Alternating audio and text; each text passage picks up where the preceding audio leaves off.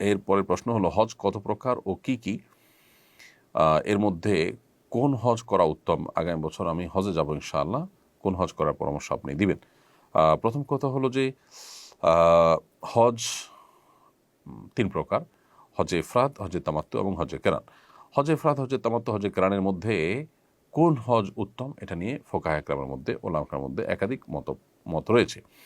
অনেক ওলামা একরামের বক্তব্য হলো যে হজের ক্ষেত্রে হজে তামাত্তু উত্তম, এবং এই মতের সপক্ষে বহু ওলামা একরাম রয়েছেন। বর্তমান বিশ্বে বেশিরভাগ মানুষই প্রায় হজে তামাত্তু করে থাকেন। তামাত্তু হজ উত্তম হওয়ার সপক্ষে যুক্তি বা দলিল হলো নবী সাল্লাল্লাহু আলাইহি ওয়াসাল্লাম নিজে তামাত্তু হজ করেছেন, এই মর্মে অনেক শক্তিশালী এবং বিশুদ্ধ হাদিস রয়েছে। কেউ কেউ অবশ্য হজে ইফরাদকে উত্তম বলেছেন, শুধু হজ। আর হজে কেরানকে উত্তম বলেন হানাফি মাযহাবের উলামা ইকরাম এবং আরও অনেক উলামা ইকরাম। হজে কেরানটা হলো আমরা ওমরা এবং হজ দুইটারই নিয়ত করব, কিন্তু ওমরা করে হালাল না হয়ে তারপর আমরা হজ করব। একই এহরামে হজ ওমরা দুইটা করা, ওমরা করে তারপর হজ করা, এটা হলো কেরান।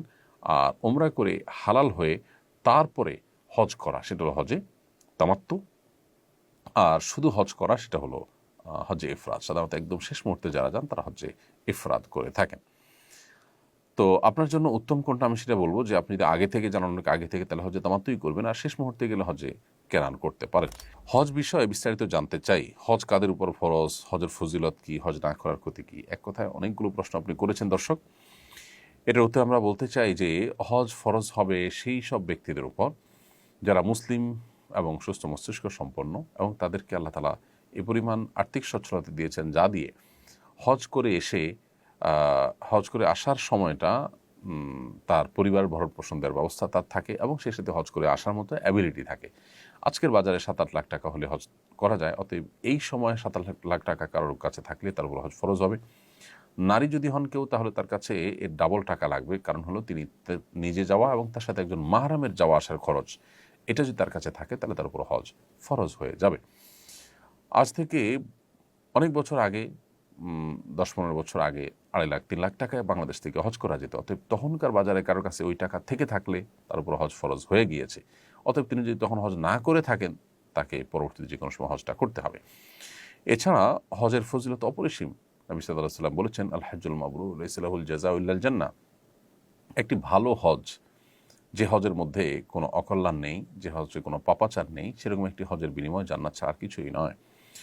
অন্য হাদিসে আসছে নবী সাল্লাল্লাহু আলাইহি ওয়াসাল্লাম বলেছেন, মাল হাজ্জা ওয়ালাম ইয়াফসুক ওয়ালাম ইয়ারফুস রাজা কা ইয়াউমি ওয়ালাদাতহু উম্মুহু। যে ব্যক্তি হজ করলো এবং হজ করে কোনো গুনাহের কাজ করলো না, পাপের কাজ করলো না, এবং কোনো নারী ঘটিত অপরাধ করলো না, সে ব্যক্তি হজ করে ফিরে আসেন সদ্য ভূমিষ্ঠ হওয়া নবজাতক শিশুর মতো নিষ্পাপত্ব নিয়ে।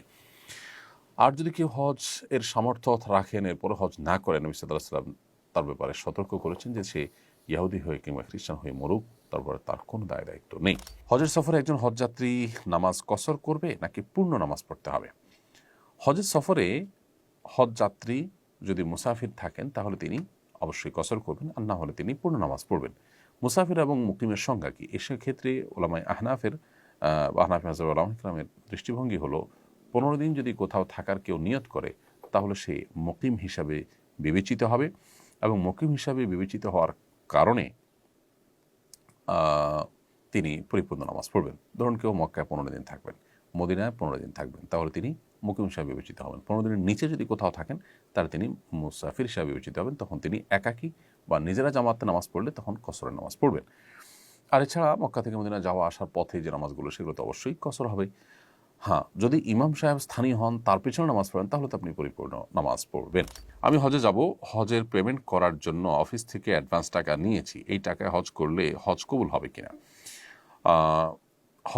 অফিস থেকে যে অ্যাডভান্স টাকা নিয়েছেন, সেটা আপনার বেতনের অংশ, অথবা আপনার স্যালারির অংশ হিসাবে যে টাকাটা আপনি নিয়েছেন, এই টাকা দিয়ে আপনি হজ করতে পারেন। এটা আপনার সম্পূর্ণ হালাল টাকা। এটা আপনি লোন নিয়েছেন অনেকটা, লোনটা আস্তে আস্তে আপনি পরিশোধ করবেন। অতএব লোন নিয়ে হজ করলে হজ আদায় হয়, এবং একইভাবে লোন নিয়ে কোনো দান সাদাকা করলে সেটাও কিন্তু আদায় হয়ে যাবে।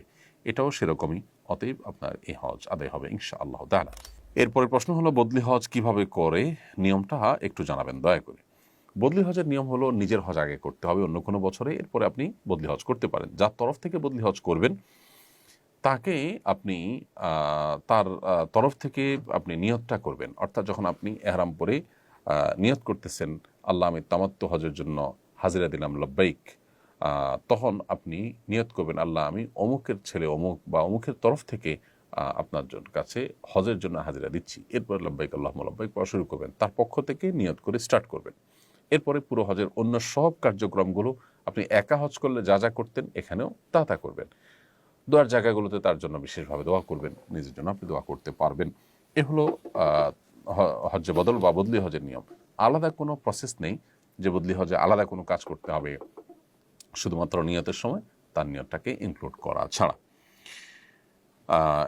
এছাড়া আমাদের অনেকে আছেন যারা বদলি হজ করেন আবার পারিশ্রমিক নেন। এ ব্যাপারে হাম্বলি মাযহাব উলামা ইকরাম যদিও পারিশ্রমিক নেওয়া জায়েজ বলেছেন, কিন্তু হানাফি মাযহাব উলামা ইকরাম এটাকে কড়াভাবে নিষেধ করেন এবং এই মতটা অধিকতর যুক্তিযুক্ত। যার কারণে বদলি হজ করে আপনি বিনিময় নিলেন, যার বদলি হজ করলেন তার কাছ থেকে, তার ওয়ারিসদের কাছ থেকে, এটা কিন্তু জায়েজ হবে না। এরপরে ফারাহা হোসেন আপনি লিখেছেন যারা হজে যাবে তাদের জন্য কি কোরবানি করা ওয়াজিব? হজে যেটা আমরা পশু জবাই করি সেটা আসলে দমে শকর, অর্থাৎ সেটি হলো আপনার হজের তৌফিক হয়েছে, উমরার তৌফিক হয়েছে, সেজন্য আল্লাহর কাছে কৃতজ্ঞতা আদায় করে পশু জবে। এটা কিন্তু কোরবানির ঈদের দিনের যে কোরবানি সেটা নয়। যার কারণে সচ্ছল ব্যক্তি হলে তার তরফ থেকে আলাদা করে কোরবানি করতে হবে।